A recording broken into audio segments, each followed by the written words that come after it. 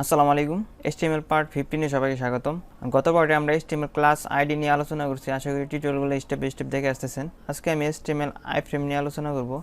So HTML Iframe বলতে এখানে যে দেখেন কিভাবে আপনার খুব ডিটেইলসে বোঝানো হয়েছে। আপনার ধরেন যে আপনার একটা ওয়েবসাইট, আপনার এই ওয়েবসাইটের মধ্যে আরেকটা ওয়েবসাইটের লিঙ্ক আপনি অ্যাড করতে পারবেন Iframe দিয়ে। দেখেন সাপোজ এই ওয়েবসাইটটা, এটা কিন্তু W3 স্কুল, এটা কিন্তু আলাদাভাবে ওয়েবসাইটে শো করতেছে। এখানে দেখেন যে উপরে যেরকম শো করতেছে এরকম সেম কিন্তু এটার ভিতরে আরেকটা শো করতেছে। এটা হচ্ছে Iframe দিয়ে করছে। সো জাস্ট এখানে একটা উদাহরণ দিয়ে দিচ্ছে, এখানে দেখেন। সো এখানে এসে আপনারা একটু দেখবেন যে কোনটা কীভাবে কাজ করে। সো এখানে Iframe কীভাবে আপনি সেট করবেন, হাইট উইথ দেওয়া আছে এখানে। এখানে এসে দেখবেন স্টেপ বাই স্টেপ। সো আপনাদেরকে আমি ভিজুয়াল স্টুডিওকে এখানে দেখাবো যে এটা কীভাবে কাজ করে।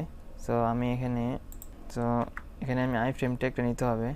সো দেখেন এখানে এসআরসি আছে। এসআরসি বলতে এখানে একটা অ্যাট্রিবিউট নিয়ে আমি এর আগে টিউটোরিয়ালে আলোচনা করছি। আশা করি আপনারা স্টেপ বাই স্টেপ টিউটোরিয়ালগুলো দেখলে বুঝতে পারবেন খুব সহজে। সো এখানে আপনি যদি সোর্স ফাইলটা এখানে দিয়ে দেন, তাহলে এখানে আপনার যে কোনো ওয়েবসাইট আপনার এই জায়গায় শো করবে, বা আপনার কোনো টিউটোরিয়াল, ভিডিও টিউটোরিয়াল, আপনার ইউটিউব টিউটোরিয়াল এখানে শো করাতে পারেন। সাপোজ ধরেন যে আমি আমার এই টিউটোরিয়ালটা আমি এটা যদি এখানে শো করাতে চাই, তাহলে আমাকে শেয়ারে যেতে হবে।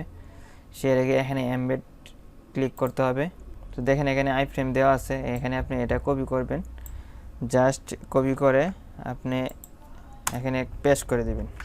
তো এখানে আমি যদি রিলোড করে এটা দেখবেন এখানে শো করবে। Iframe দেখেন শো করতেছে।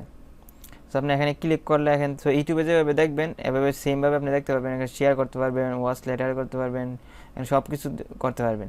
সো এটা কীভাবে কাজ করছে দেখেন এখানে। সো আমি যদি এখানে জাস্ট এখান থেকে কমেন্ট আউট করে দিই, তাহলে বুঝতে পারবেন। আমি দেখাচ্ছি।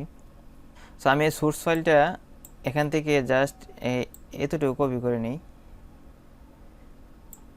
তাই কপি করে তারপর আমি জাস্ট কনসেপ্টটা বোঝা যাচ্ছে আপনারা প্র্যাকটিস করবেন। তো এখানে যে আমি সোর্স ফাইলটা দিয়ে দিই, তাহলে দেখবেন সেম কাজটা করবে এখানে। দেখেন আমি রিলোড করি। সো এখানে কিন্তু সেম কাজটা করছে। দেখেন এখানে একটু ছোটো হয়ে গেছে এটা। তো আপনি চাইলে এখানে হাইড উইথ দিতে পারেন। এখানে হাইট দিই 500 পিক্সেল দেই বা 400 পিক্সেল। তারপর এখানে উইথ দিই। আপনার ইচ্ছা মতো আপনি এখানে বড় ছোটো করতে পারবেন, সমস্যা নাই। এখানে উইথ দিয়ে আপনার 450 পিক্সেল। এখানে রিলোড করলে দেখেন এখানে কিন্তু height 400 pixel, with 450 pixel show করতে। তো এখানে আপনি চাইলে আরেকটা ভিডিও অ্যাড করতে পারবেন খুব সহজে। আমি যদি আরেকটা ভিডিওতে যাই, আমি এটা আমার চ্যানেলের ভিতরে যাই। তো আপনি চাচ্ছেন যে এই টিউটোরিয়ালটা এখানে শো করাবেন আপনার ওয়েবসাইটে।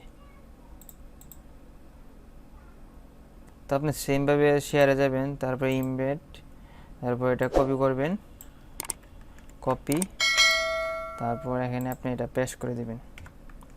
আপনার সেম কাজ করবে। আমি রিলোড করলে দেখেন দুইটা টিউটোরিয়াল দিয়ে শো করতেছে এখানে।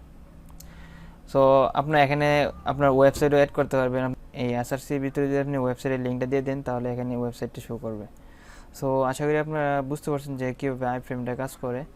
সো Iframe নিয়ে যদি কারো সমস্যা হয় বুঝতে, অবশ্যই আমার কমেন্টে জানাবেন, অথবা ভিডিও ডিসক্রিপশনে লিঙ্ক দিয়ে রাখছি, আপনারা গ্রুপে জয়েন হয়ে প্রবলেম পুশ করতে পারেন। সো আজকে এখানে বিদায় নিচ্ছি। সবাই ভালো থাকবেন। আল্লাহ হাফেজ।